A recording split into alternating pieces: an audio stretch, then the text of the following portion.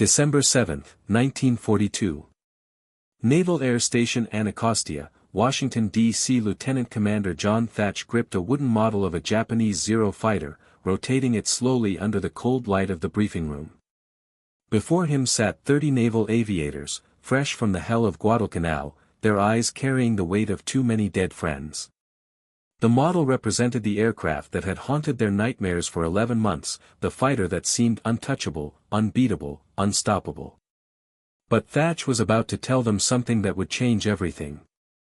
3 months earlier, a captured Zero had revealed secrets that would transform American fighter tactics and doom Japan's aerial dominance. The intelligence locked inside that single aircraft would help create a defensive maneuver that would save thousands of American lives and shatter the myth of Japanese invincibility.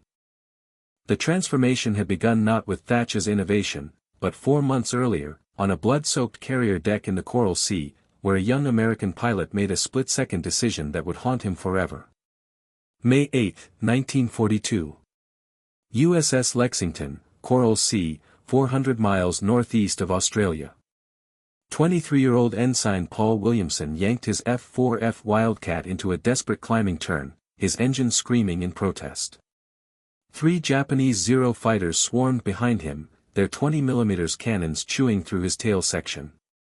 He could feel the aircraft dying beneath him, hydraulics failing, control surfaces shredding. Below, the Lexington was burning, struck by Japanese torpedoes and bombs. The carrier that had been his home for 8 months was listing badly, black smoke pouring from her wounds. Williamson's wingman, Ensign Robert Hayes, had disappeared 90 seconds earlier, shot down by the same Zero pilots now hunting him. The radio crackled with panicked voices, pilots dying, sailors drowning, commanders trying to maintain order amid chaos. Williamson dove toward the ocean, trading altitude for speed, knowing it was futile. The Zeros were faster. They could outclimb him, outturn him, outrun him. American doctrine said there was only one option when jumped by Zeros: run away and pray. He was doing exactly that, and he was going to die anyway. Then he saw it, a lone Zero, separated from its formation, pursuing another Wildcat at wave-top level. Some part of his brain recognized an opportunity, the kind that might never come again. He reversed his dive, abandoning his escape, lining up on the Zero's vulnerable 6 o'clock position. His hand steadied on the control stick. His thumb found the trigger. The Zero never saw him coming. Williamson's 650 caliber machine guns converged on the enemy fighter's fuselage, tearing through the lightweight metal like paper. The Zero's fuel tanks, unprotected by armor or self-sealing technology, erupted instantly. The aircraft disintegrated in a ball of orange flame and fell into the Pacific. Williamson had just 3 seconds to feel triumph before the other Zeros caught him. Cannon shells ripped through his cockpit, shattering instruments, perforating his seat. Shrapnel tore into his left leg and shoulder. His windscreen exploded inward. Blood sprayed across what remained of his instrument panel. The Wildcat rolled inverted and plunged toward the ocean. Williamson never remembered pulling out of the dive or nursing his dying fighter back toward the Lexington. He regained awareness on final approach, the carrier deck rising to meet him, firefighters and damage control crews swarming across the flight deck like ants. He landed hard, too hard, his damaged landing gear collapsing on impact. The Wildcat skidded across the deck in a shower of sparks and screeching metal before slamming into the carrier island structure. Deck crew pulled him from the wreckage seconds before ammunition in his wing guns cooked off from heat. Medical corpsmen carried him below to the ship's hospital, where surgeons worked frantically to save dozens of wounded sailors and airmen. Williamson's leg wounds were serious but survivable. His shoulder would heal. His aircraft was total wreckage, pushed overboard to make room for operational fighters. But something else had been lost in that engagement, something far more valuable than one damaged Wildcat. 3 days later, after Lexington had been evacuated and scuttled, after survivors had been transferred to other ships, after the dead had been committed to the sea, Williamson sat in a makeshift debriefing room aboard USS Yorktown. An intelligence officer questioned him about the Zero he had shot down. Had he observed any weaknesses? Any vulnerabilities American pilots could exploit?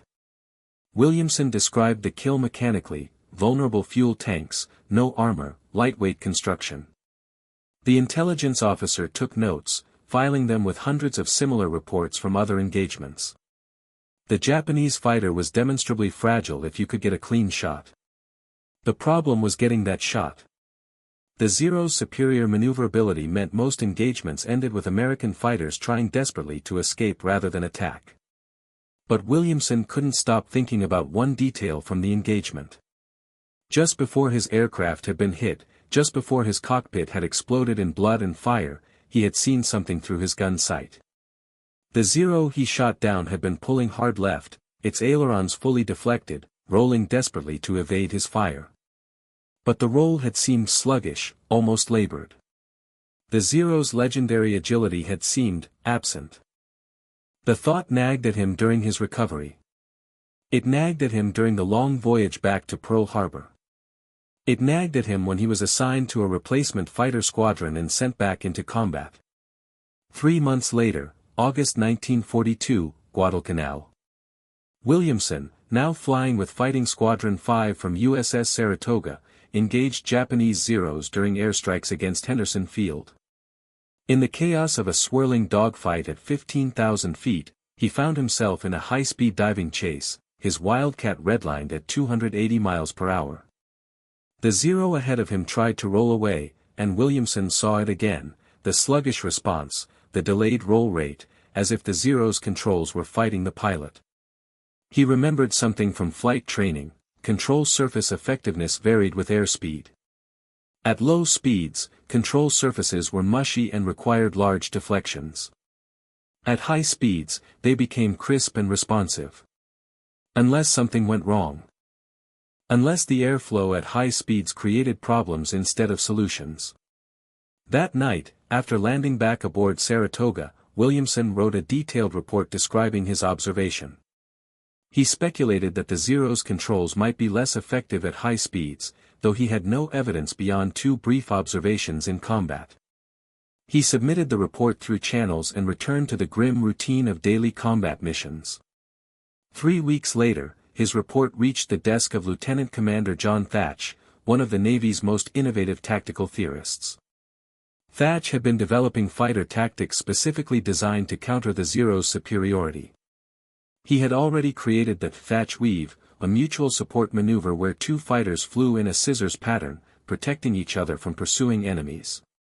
But Thatch recognized that Williamson's observation, if confirmed, could be even more valuable. High-speed combat might be the key to beating Zeros. American fighters couldn't turn with Zeros at low speeds, but perhaps they could outmaneuver them at high speeds. The problem was confirmation. Williamson's observation was anecdotal, based on brief glimpses during intense combat. June 4, 1942. 3 months before Williamson's report reached Thatch. While American dive bombers were destroying 4 Japanese carriers at Midway, a smaller engagement was unfolding in the Aleutian Islands of Alaska. 20-year-old Flight Petty Officer Tadayoshi Koga launched his Zero fighter from the carrier Ryujo as part of a diversionary strike against Dutch Harbor. The morning mission went perfectly.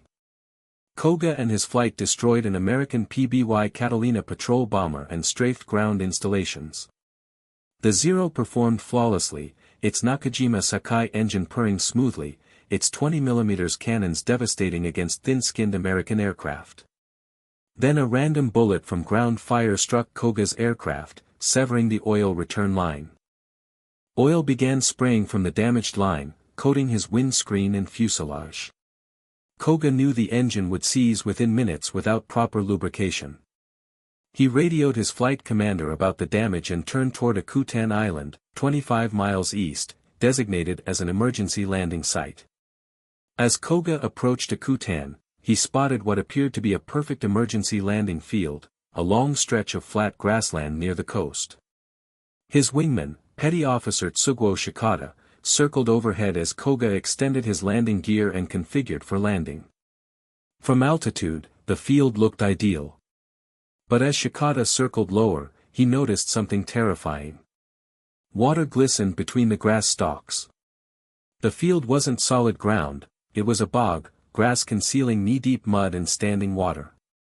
He tried desperately to radio a warning, but Koga was already committed to the landing, focused on the touchdown point, unable to hear the frantic calls over his radio. The Zero's wheels touched the grass at 75 miles per hour. For one brief moment, the landing seemed successful. Then the main landing gear punched through the grass layer and sank into soft mud beneath. The wheels caught with tremendous force, and the lightweight fighter flipped violently forward. The aircraft cartwheeled completely over and slammed upside down into the bog with crushing impact.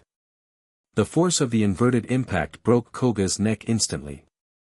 He died suspended upside down in his seat harness, his service pistol still holstered, his samurai sword still strapped to his waist, his flight suit still immaculate except for oil stains from the damaged return line. Above, Shikata and the other wingmen faced an agonizing decision. Standing orders required them to destroy any disabled Zero to prevent capture. They circled the crash site repeatedly, machine guns loaded, ready to fire.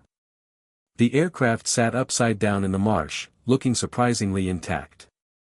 Perhaps Koga was alive, trapped, waiting for rescue. They could not bring themselves to murder their friend on the chance he might survive. After several more passes, fuel running low and American fighters possibly en route, they reluctantly turned west toward the carrier. The submarine assigned to rescue downed pilots searched the waters around Akutan for hours before American destroyers drove it away. Koga's body and his Zero remained alone in the Aleutian wilderness, waiting to betray every secret of Japan's most feared weapon. For 6 weeks, the Zero sat undiscovered in the Akutan bog. Then, on July 11, 1942, Lieutenant William Thies, piloting a PBY Catalina patrol bomber, became lost in the perpetual Aleutian fog. When he spotted the Shumagan Islands through a break in clouds, he corrected course toward Dutch Harbor, choosing to fly directly over Akutan Island. Machinist mate Albert Knack, serving as plane captain, happened to glance down through a gap in the fog. He spotted an impossible shape in the marsh below, an aircraft with bright red circles on its wings. The Zero. Thies circled the site several times, marking its position carefully. Within hours, a recovery party landed near the crash site. What they found astonished them. The bog had acted like a giant shock absorber, cushioning the impact that would have shattered the airframe on solid ground. Aside from a crushed windscreen, bent propeller blades, damaged landing gear, and crumpled wing tips, the aircraft was fundamentally intact. The structure was sound. The engine was undamaged. The control surfaces were complete. This was a gift beyond imagination, a nearly perfect example of America's most dangerous enemy, delivered by fate into American hands. The recovery team carefully removed Koga's body and buried him with military honors on a hillside overlooking the crash site. Then began 3 weeks of brutal labor, constructing a makeshift road across half a mile of bog, winching the captured fighter to the coast, loading it onto a barge. The entire operation proceeded in freezing rain and mud, but the prize was worth any hardship. By early August, the Zero had been loaded aboard a cargo ship for transport to Naval Air Station San Diego. It arrived in mid-August under heavy military police guard. Word of the capture spread through naval aviation circles with electric excitement. For the first time since Pearl Harbor, American engineers and pilots would examine Japan's legendary fighter in detail. A restoration team worked around the clock, documenting every aspect of the Zero's construction while repairing crash damage. The work revealed immediate insights. The Zero was built with extraordinary attention to minimum weight, flush rivets, lightweight aluminum alloys used in thickness American engineers considered inadequate, no armor protection for the pilot, no self-sealing fuel tanks. The entire philosophy differed from American design. Where American fighters prioritized pilot protection and structural ruggedness, the Zero sacrificed safety for performance. It was a fighter designed to win through agility rather than absorbing punishment. By September 20, 1942, just 41 days after arriving in San Diego, the Zero was ready to fly. The restoration team had rebuilt the landing gear, replaced the windscreen, repaired the wing tips, and tested every system. The aircraft was repainted with American insignia. It looked like an American fighter wearing a Japanese disguise. Lieutenant Commander Frederick Trapnell, selected as test pilot, had spent weeks studying every aspect of the captured fighter. He was an experienced test pilot, but he was about to fly an enemy aircraft whose flight characteristics could only be guessed from intelligence reports. If those reports were accurate, the Zero was faster, climbed better, and turned tighter than any American fighter. If the captured aircraft had hidden damage, Trapnell might not survive. On the morning of September 20th, Trapnell climbed into the Zero's cockpit. Ground crew started the engine, which caught immediately. Trapnell taxied to the runway, conscious that dozens of engineers, intelligence officers, and Navy brass were watching. He advanced the throttle. The Zero accelerated and lifted off after a remarkably short ground roll. For the next 90 minutes, Trapnell explored the Zero's flight envelope, testing climb rate, turning performance, stall characteristics, and most importantly, high-speed handling. What he discovered in that first flight validated Williamson's combat observation and changed everything. Above 200 knots airspeed, approximately 230 miles per hour, the Zero's ailerons became increasingly heavy and unresponsive.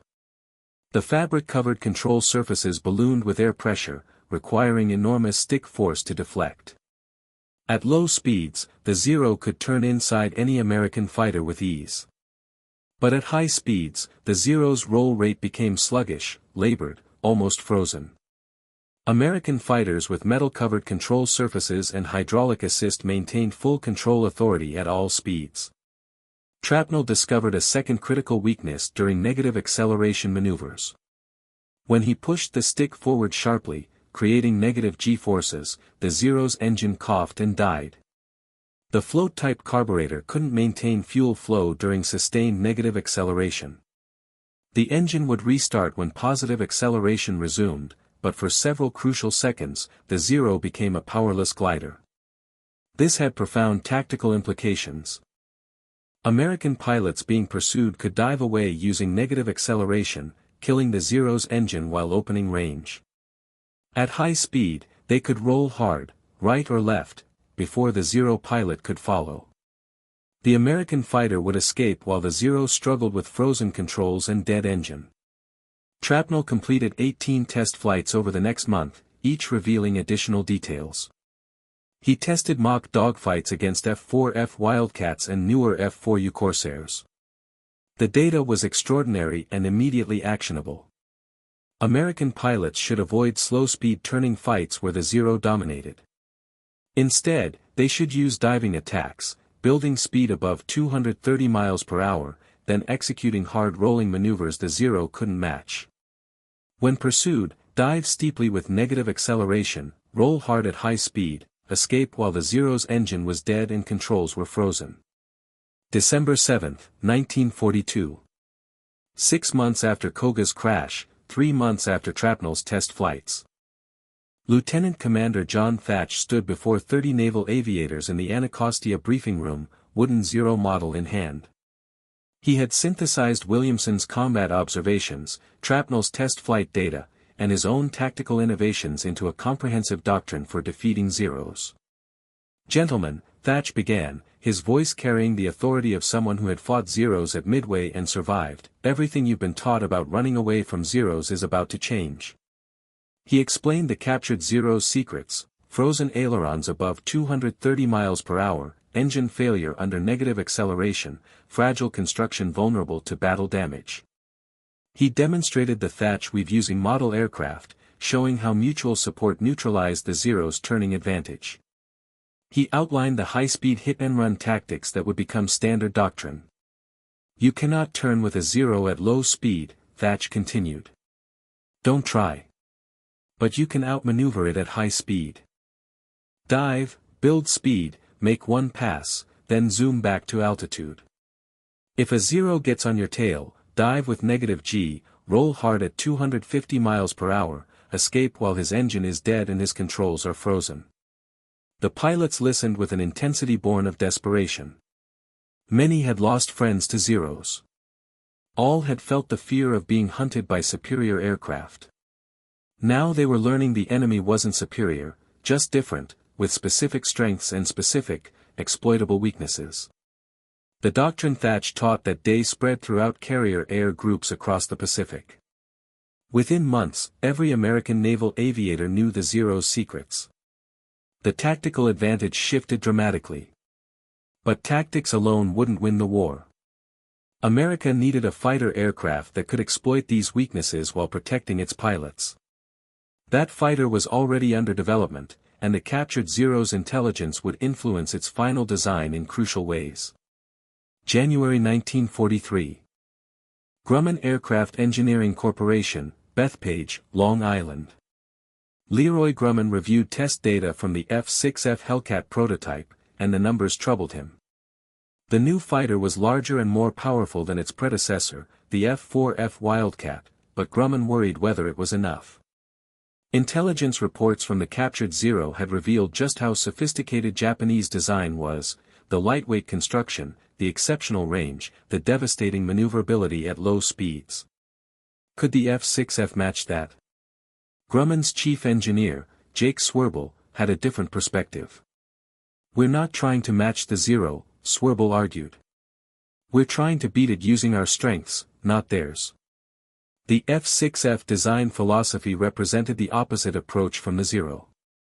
Where the Zero sacrificed protection for performance, the F6F would provide both.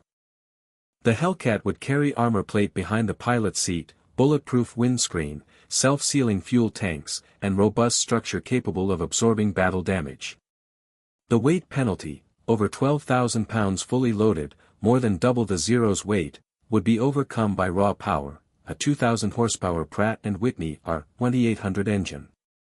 Most critically, based on intelligence from the captured Zero, the F6F's ailerons were hydraulically boosted and metal-covered, ensuring full control authority at all speeds. The F6F would dominate the high-speed regime where the Zero was vulnerable. The first production F6F-3 made its maiden flight on October 3, 1942, just 2 weeks after Trapnell completed initial test flights in the captured Zero. The timing wasn't coincidental. Grumman had deliberately delayed production until engineers could incorporate the latest intelligence. The F6F couldn't be radically redesigned based on the captured Zero, the basic design predated Koga's crash, but final configuration details were refined based on knowledge gained from the captured aircraft. Production ramped up with astonishing speed. Grumman built a new factory specifically for F6F manufacturing. At peak production in 1944, Grumman produced 644 aircraft in a single month, 1 Hellcat per hour. The first F6F Hellcats reached fleet squadrons in February 1943. Fighting Squadron 9 received the first operational Hellcats, embarking on Carrier Essex for training. Pilots' reactions were enthusiastic. After months struggling in F4F Wildcats against superior Japanese aircraft, the F6F felt like a quantum leap in capability. It was faster, climbed better, had more firepower, better visibility, and felt solid in a way the Wildcat never had. The F6F made its combat debut on August 31, 1943, 15 months after the captured Zero was discovered. Aircraft from Fighting Squadrons 5 and 9 attacked Marcus Island. No Japanese fighters managed to get airborne. The mission was an overwhelming success. But the real test came 3 months later, over the beaches of Tarawa, where F6F Hellcats would face veteran Japanese Zero pilots in the first major test of the new fighter. November 23, 1943. Gilbert Islands. 30 Zero fighters rose from Japanese airfields to intercept American strike aircraft attacking Tarawa. F6F Hellcats from Carrier Essex, flying combat air patrol, engaged the Zeros in a massive dogfight over the invasion beaches. The battle raged for 40 minutes across the sky. When it ended, American pilots claimed 30 Japanese fighters destroyed for the loss of a single Hellcat. The Battle of Tarawa demonstrated everything the F6F was designed to accomplish. American pilots, many relatively inexperienced, had met veteran Japanese aviators flying Zeros and crushed them utterly. The combination of superior aircraft performance, sound tactics based on the captured Zero's weaknesses, and intensive training had created an unbeatable system. For Japanese commanders, Tarawa was a revelation and a nightmare. American aircraft had caught up to and surpassed the Zero's capabilities. The age of Japanese air superiority was ending. But Tarawa was just the beginning. The ultimate validation of the F6F and the tactics derived from the captured Zero came 7 months later, in what would become known as the Great Marianas Turkey Shoot. June 19, 1944. Philippine Sea, west of the Mariana Islands. F6F Hellcats from 15 American aircraft carriers prepared to face the largest Japanese carrier aviation force assembled since Midway. The Japanese launched wave after wave of aircraft, 370 in total, to destroy the American invasion fleet attacking Saipan. What followed was the most one-sided aerial battle in naval history. The first Japanese strike, 69 aircraft, lost 42 planes before reaching the American fleet. The second wave, 107 aircraft, lost 97 before they could attack. Japanese carrier aviation was being systematically destroyed. Throughout the day, American Hellcat pilots used every tactic developed from studying the captured Zero. They avoided slow-speed turning fights. They attacked from high altitude, diving through Japanese formations with speed advantage. When pursued, they used -G dives and high-speed rolls to escape. The F6F's superior firepower, protection, and high-speed maneuverability dominated every engagement. Of 370 Japanese aircraft launched, only 130 returned. American losses totaled 23 aircraft, many pilots rescued. The kill ratio was over 15-1, a level of dominance unprecedented in aerial warfare. The strategic impact was catastrophic for Japan. The carrier air groups painstakingly rebuilt after Midway were annihilated. The experienced pilots who had trained the current generation were dead. Japanese naval aviation would never recover. By war's end, F6F Hellcats had compiled statistics that remain unmatched. The aircraft was credited with destroying 5,156 enemy aircraft in air-to-air combat. Only 270 Hellcats were lost in aerial combat, producing an overall kill ratio of 19-1. Against Zero specifically, the ratio was 13-1. The F6F produced more fighter aces than any other American aircraft. 307 Navy pilots achieved ace status flying Hellcats. The connection between the captured Zero and the Hellcat success is complex and debated by historians. The F6F wasn't designed because of the captured Zero, the basic design predated Koga's crash. But the captured aircraft provided crucial intelligence that influenced tactics, training, and final design refinements. Most importantly, it destroyed the Zero's mystique, proving it was merely an aircraft with specific strengths and exploitable weaknesses. Ensign Paul Williamson, whose combat observation had sparked interest in the Zero's high-speed handling, survived the war with 12 confirmed kills. He rarely spoke of his role, considering his report just one small contribution among thousands. Lieutenant Commander John Thatch, whose tactical innovations and doctrine incorporated lessons from the captured Zero, became one of naval aviation's most influential figures. The Thatch Weave and high-speed engagement tactics he taught saved countless American lives. Lieutenant Commander Frederick Trapnell, the test pilot who first flew the captured Zero and documented its weaknesses, continued test flying throughout the war, contributing to development of multiple aircraft types. He retired as a rear admiral. Petty Officer Tsuguo Shikata, the wingman who couldn't bring himself to destroy Koga's down Zero, survived the war. Whether he ever learned that his mercy had contributed to Japan's defeat is unknown. Records suggest he never spoke publicly about the incident. The captured Zero itself was destroyed in February 1945, ironically in a training accident rather than combat. While taxiing at Naval Air Station San Diego, an SB-2C Helldiver crash-landed and destroyed the parked Japanese fighter. Small pieces were salvaged for museums. The physical aircraft was gone, but its legacy lived on in every American pilot who knew its weaknesses, in every F6F that flew combat missions, in every life saved by tactics derived from studying it. Tadayoshi Koga's body was exhumed in 1947 and reinterred with other Japanese dead. In 1953, the remains were returned to Japan. The young pilot who died at age 20 became an unwitting contributor to his nation's defeat. His perfectly preserved aircraft, captured because his wingman chose mercy over orders, revealed secrets that doomed thousands of his countrymen. The broader lesson from the captured Zero extends beyond World War II. Intelligence, properly exploited, can be as decisive as firepower. Understanding your enemy's capabilities and limitations can transform strategic balance. A single piece of hardware, arriving at precisely the right moment, can influence weapon system design, tactical doctrine development, and battle outcomes far beyond its apparent significance. The captured Zero arrived when American pilots desperately needed confidence, when F6F development could still incorporate design changes, when tactical doctrine was being formalized. The timing was perfect, and America exploited it ruthlessly. 1 captured aircraft. 1 test pilot. 18 systematic test flights. Thousands of American pilots trained in exploiting discovered weaknesses.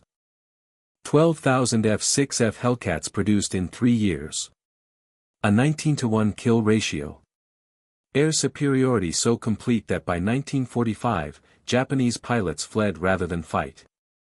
The transformation of American naval aviation from defensive inferiority in 1942 to overwhelming dominance by 1944 happened through convergence of industrial capacity, engineering excellence, skilled pilots, and intelligence.